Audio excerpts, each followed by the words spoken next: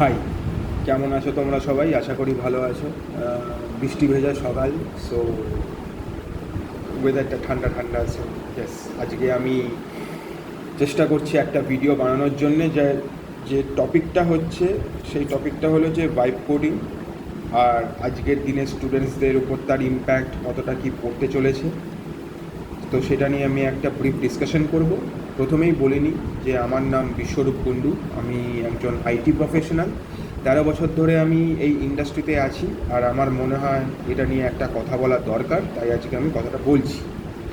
তো যারা জানো না, তো তাদের জন্য ভাইব কোডিংটা কি? ভাইব কোডিং হচ্ছে একটা টার্ম যেটা কিনা নো কোডিং বা লো কোডিংয়ের উপর নির্ভর করে দাঁড়িয়ে আছে, যেখানে কিনা তুমি একটা কথা মুখে বলবে এবং তোমার ইনস্ট্রাকশন অনুযায়ী কোনো একটা সফটওয়্যার তৈরি হয়ে যাবে। তো এইটার সাথে স্টুডেন্টদের কি সম্পর্ক? তো এইটার সাথে স্টুডেন্টদের এটাই সম্পর্ক যে স্টুডেন্ট বয়সে আমাদের অনেক অ্যাসাইনমেন্ট করতে হয়, আমাদের অনেক কাজ করতে হয়, যেটা কিনা আমাদের এডুকেটার্সরা বা প্রফেসরসরা আমাদেরকে বলে করতে।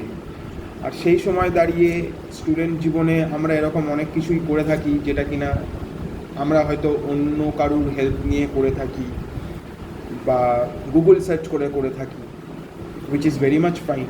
কিন্তু এখন যেটা হয়েছে সেটা এরকম অনেক টেন্ডেন্সি দেখা যাচ্ছে যে লোকজন এই সব কটাই কাজ নিজেরা না করে অন্য কাউকে জিজ্ঞেসও করে না, তারা কিনা চ্যাট জিপিটিতে ইউজ করছে বা রেপ্লিট এজেন্ট বা ক্লড বা কার্সারে ইউজ করে ওই জিনিসগুলো বানিয়ে ফেলছে। প্রবলেম এতে আছে, কীরকম আছে? মাথায় রাখতে হবে যে আমরা ইঞ্জিনিয়ারিং স্টুডেন্টসরা, আমরা কিন্তু ফান্ডামেন্টালস পড়তে এসেছি। আমরা কিন্তু যাতে করে কিনা ইঞ্জিনিয়ারিং জবসে যাওয়ার সময় কিছু কিছু জিনিস জানতে হবে, সেই সব জিনিসগুলো জেনে যাতে যেতে পারি তার জন্যে এসেছি। কিন্তু এই সব জিনিসগুলো যেমন ক্লড, কার্সার, রেপ্লিট, জেমিনাই এবং তাদের এজেন্টসরা, যেগুলো কিনা তোমাদের কাছে এখন ইজিলি অ্যাভেলেবেল, সেই সব জিনিসগুলো ইউজ করে তোমরা যখন অ্যাসাইনমেন্ট বানিয়ে ফেলছো, তখন কিন্তু তোমরা ওই অ্যাসাইনমেন্ট বানানোর সময় কত প্রবলেমস আসবে সেইগুলো ফেস করছো না। তোমাদের কাছে রেডি একটা সলিউশন আসছে, যে না আমার কাছে একটা কোয়েশ্চেন এসছে, রিকোয়ারমেন্ট এসছে, তার সলিউশন আমরা দিয়ে দিলাম।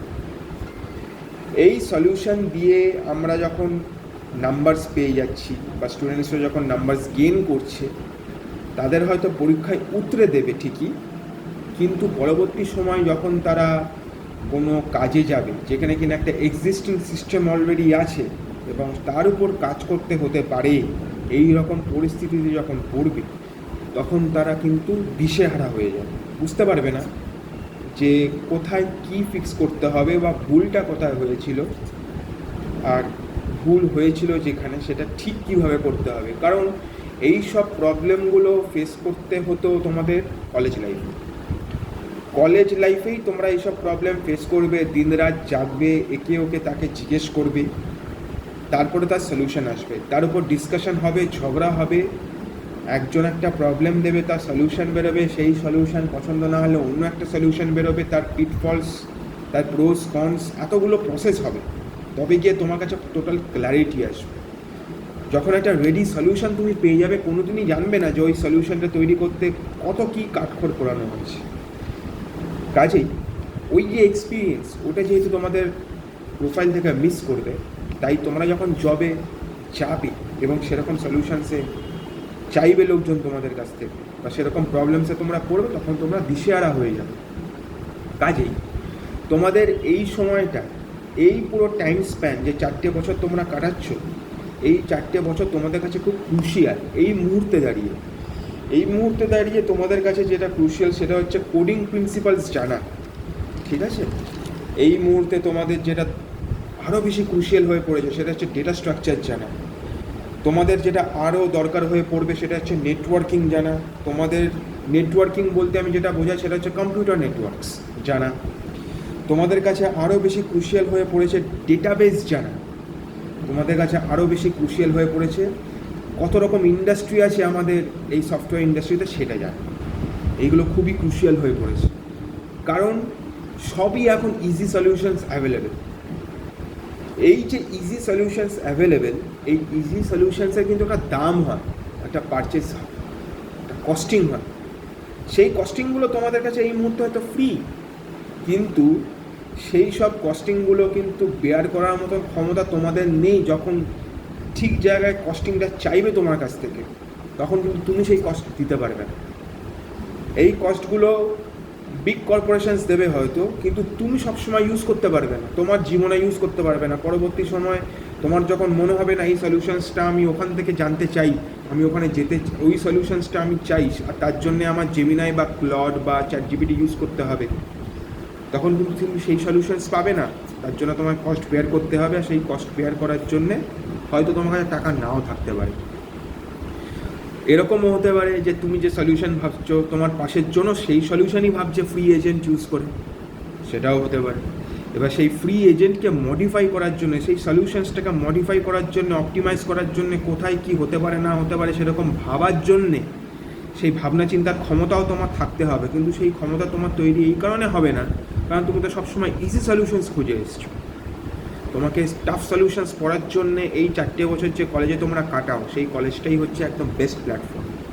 তোমরা সেখানে সেগুলো ইউজ করো, চেষ্টা করো, স্ট্রাগল করো। স্ট্রাগল করতে ভুলে গেলে চলবে না। এখন কিন্তু এই সময়টা তোমরা হয়তো স্ট্রাগল ভুলেই যাবে, কারণ সত্যিই তো সবই তো ইজিলি অ্যাভেলেবেল, রাইট? সবই ইজিলি অ্যাভেলেবেল হলে আমি স্ট্রাগল করবোই কেন? এটা যে কোনো হিউম্যান নেচারেই। কিন্তু সেই রকম তো তুমি করবে না। তুমি তো কনজিউমার না, তুমি হচ্ছে ক্রিয়েটার, তুমি হচ্ছে প্রবলেম সলভার, তুমি প্রবলেম ক্রিয়েটার না। তোমাকে লোকে পয়সা দিয়ে রাখবে প্রবলেম রিজলভ করার জন্য, প্রবলেম ক্রিয়েট করার জন্যে নয়। তাই জন্যে এখনই প্রবলেম নিজে নিজে ক্রিয়েট করে তার নিজে নিজে সলিউশনস বের করো, আর না হলে প্রবলেমস খোঁজো আর তার সলিউশনস বের করো। না হলে কলেজে যেসব অ্যাসাইনমেন্টসগুলো দেয় সেগুলো রিলিজিয়াসলি নিজে হাতে করো, গুগল সার্চ, ওল্ড মেথডে করো। কারণ চ্যাটজিপিটি, ক্লড, জেমিনাই এইগুলো তো আছেই তোমাদের হেল্প করার জন্যে। যখন তোমার খুব তাড়াতাড়ি কোনো একটা কাজ লাগবে, কথায় আছে না, টাইম ইজ মানি, যখন এরকম সময় আসবে তখন তোমরা ইউজ করতে পারবে। বাট যখন এরকম কোনো সিনারিও নেই, আর যখন তোমার উপরে ইনভেস্ট করা হচ্ছে, তখন তুমি যে সময়ে এইসব জ্ঞানগুলো অর্জন করেছো সেইগুলোই তোমাদের কাজে লাগবে, তোমাদের পে স্কেল বাড়াবে। এই জিনিসটা তোমাদের বুঝতেই হবে।